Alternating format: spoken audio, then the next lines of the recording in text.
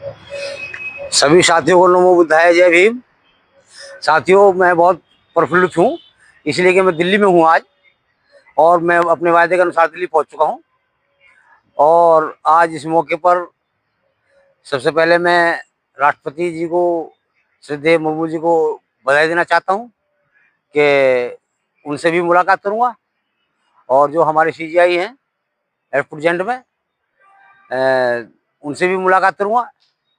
और साथ में भाई चंद्रशेखर जी यहाँ हैं, उनको मैंने एसएमएस कर दिया है और वो मेरा एसएमएस पढ़ लेंगे, तो उनसे मुलाकात करूँगा। साथ साथ जितने नेताओं के मैंने नाम बताए थे उन सब नेताओं से मुलाकात करूँगा। बहुत व्यस्त मामला है साथियों। हम बार बार ये कहते आ रहे हैं, हर उसमें कहते आ रहे हैं कि हम अमित शाह और मिस्टर नरेंद्र दामोदर दास मोदी और तीसरे पूर्व सीजीआई चंद्रचूड़, डीवाई चंद्रचूड़, ये तीनों लोगों ने भ्रष्टता की हदें पार कर दी हैं भारतीय संविधान के अकॉर्डिंग, और ये तीनों लोग जेल जाने चाहिए, और इनको जेल कोई और नहीं भेज सकता। नंबर 1, सिर्फ मेरे अलावा। नंबर 2, नरेंद्र मोदी के जेल जाने से कोई पहाड़ नहीं टूट जाएगा, क्योंकि हमारे देश की पूर्व प्रधानमंत्री इंदिरा गांधी भी जेल गई थी और इमरजेंसी देश के अंदर लगी थी। आज भी इमरजेंसी जैसे हालात हैं, और हम ये निवेदन करना चाहेंगे महामहिम राष्ट्रपति जी से कि देश के अंदर राष्ट्रपति शासन यदि होता है तो कुछ उद्धार होगा देश का। संविधान का यदि पालन कराना है, हमें तो बड़ा खेद है।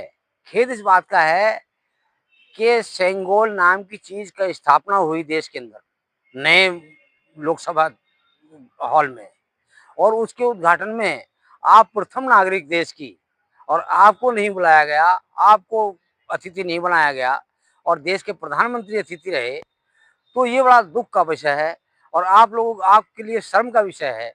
यदि बाबा साहब डॉक्टर अम्बेडकर संविधान नहीं बनाते तो आप देश की राष्ट्रपति नहीं बनती, कोई भी महिला कुछ नहीं होती। इसलिए हम 4 लोगों के लिए लड़ाई लड़ रहे हैं जिनके लिए बाबा साहब डॉक्टर अम्बेडकर ने लड़ाई लड़ी है। नंबर 1, दलितों के लिए लड़ाई लड़ रहे हैं। नंबर 2, महिलाओं के लिए लड़ाई लड़ रहे हैं। नंबर 3, पिछड़े वर्ग के लिए लड़ाई लड़ रहे हैं। नंबर 4, मुस्लिमों की लड़ाई लड़ रहे हैं। आज हमारे देश के अंदर मुस्लिम बहुत दहशतगर्द जी रहा है, और अभी गोधरा कांड अभी 3-4 दिन पहले अभी गोधरा कांड दोबारा हो गया, और लोहिया जज जो हाई कोर्ट के जज थे गुजरात में, उनकी मर्डर कराया अमित शाह ने।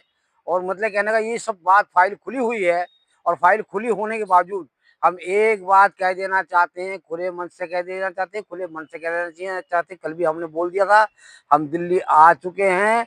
किसी ने अगर सीजीआई के खिलाफ एक शब्द भी उल्टा सीधा बयां किया तो वो अपने, समझ लो, जेल जाने का ढंग कर रहा है, और इस देश के अंदर रहने का उसे अधिकार नहीं, देश विरोधी माना जाएगा। और जो सीजीआई, देखिए मैं ये बात इसलिए बोल रहा हूँ, डीवाई चंद्रचूड़ जो हमारे पुराने सीजीआई थे, उन्होंने राम जन्मभूमि बाबरी मस्जिद का फैसला दिया। एक भी देशवासी नहीं बोला, ना ही किसी ने कोई इतराज किया, सबने एक्सेप्ट किया, सबने माना।